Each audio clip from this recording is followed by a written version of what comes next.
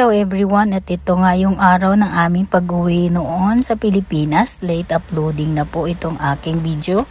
At ito, nag-train lang muna kami papuntang Utsunomiya at nandito na nga kami at nakasakay na. At yan, nagkakatuwaan kami ng aking kaibigan, yan ang aking nagkasama nung umuwi kami sa Pilipinas. Na makarating kami sa Utsunomiya. At ayan ay magche-check-in kami sa Richmond Hotel. At nilakad namin pagbaba namin ng train.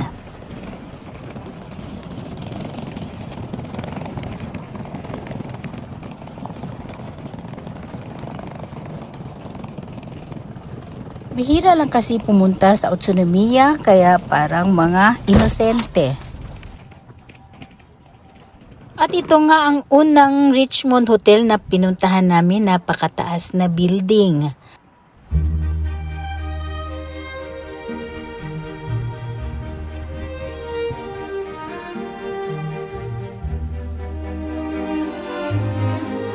At ito ang loob ng Richmond Hotel, ang unang pinuntahan namin. Si-check namin kung nakabooking kami o hindi.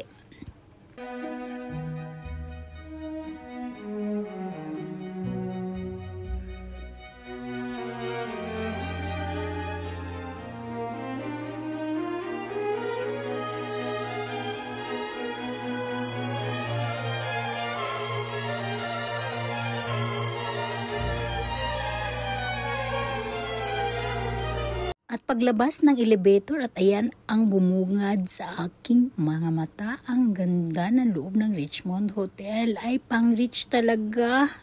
Ito nga ang lola. Nang ma-check nga namin sa unang Richmond Hotel ay hindi pala kami doon at nandito kami itinuro sa harapan. At nandyan daw kami nakabooking. Ayan nga at mag-check-in na po kami.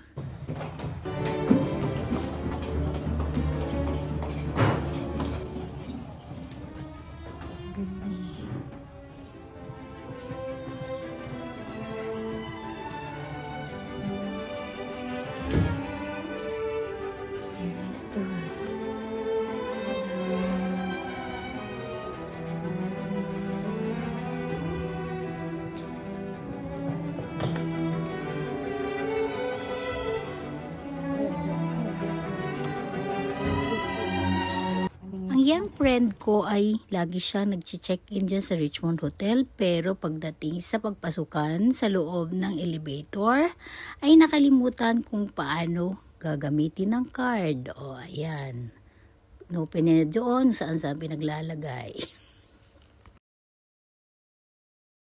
Fast forward na natin at ito na kami sa aming kwarto. Ayan ang kwarto ng Richmond Hotel sa taas. 14th floor yata kami. Ayan, napakalinis.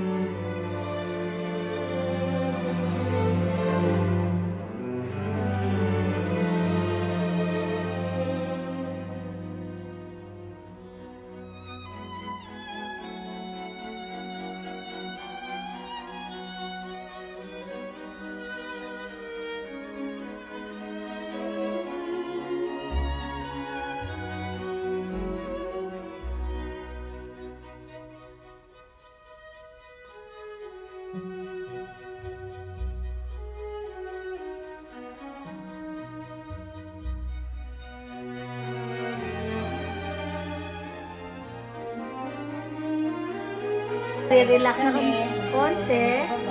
Mamaya lalabas kami para mag-ikot-ikot sa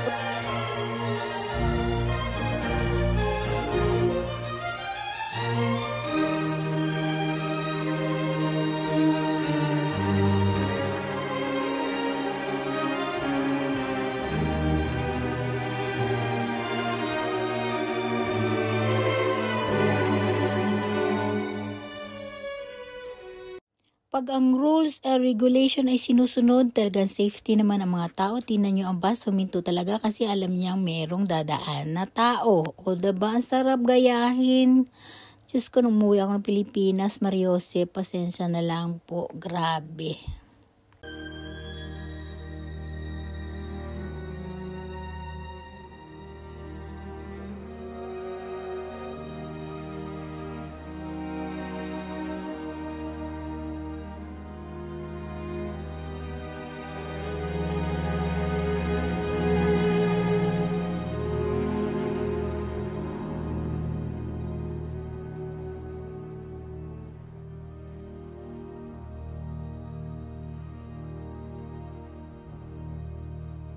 Sa una namin pinuntahan ay siomai at gyoza. Hindi lang din yun ang kanilang mga menu. Meron din pala silang ramen.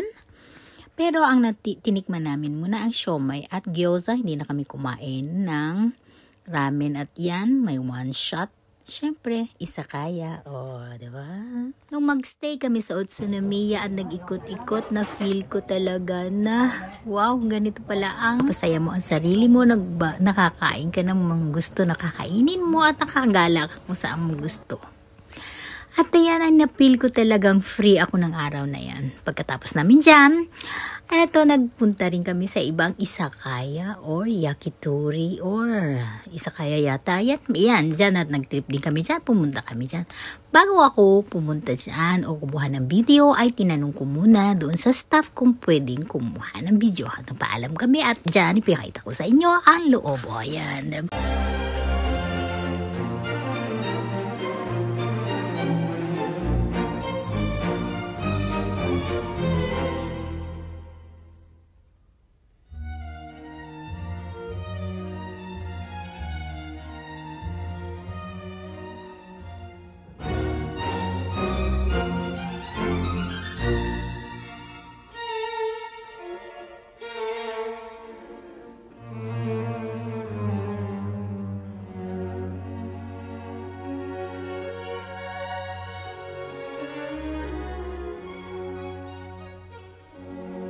Nang makauwi nga ako sa aming probinsya at ayan, nasa private swimming pool kami ng mga pamangking ko at mga kaibigan.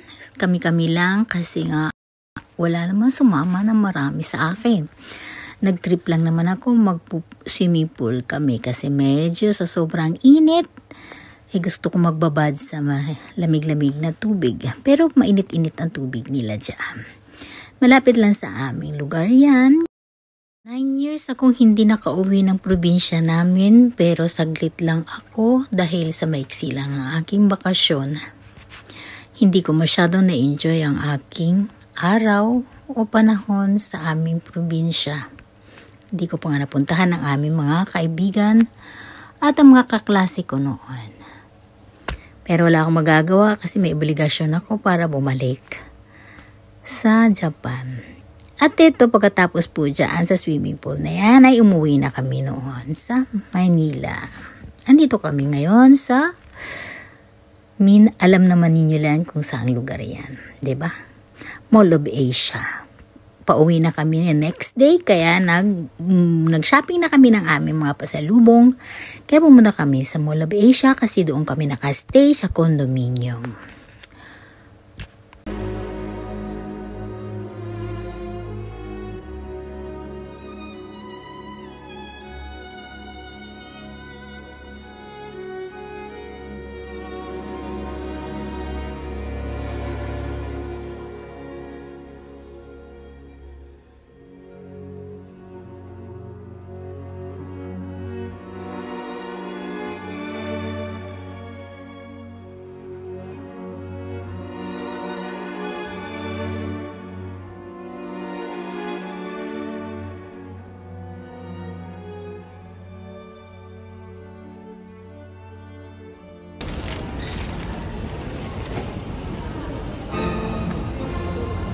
Nung pagkatapos namin mag-shopping sa Mall of Asia, yung kaibigan ko may pamangkin na nagtatrabaho sa COD.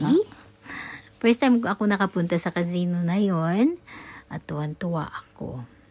Kasi nakaakit ako sa second floor at napakaganda pala rin ng second floor nila. Meron na swimming pool din At may restaurant din. Talaga ang sarap ng buhay pag rich ka, no? Yung magagawa mo lahat ng gusto mo. Wow, just a dream.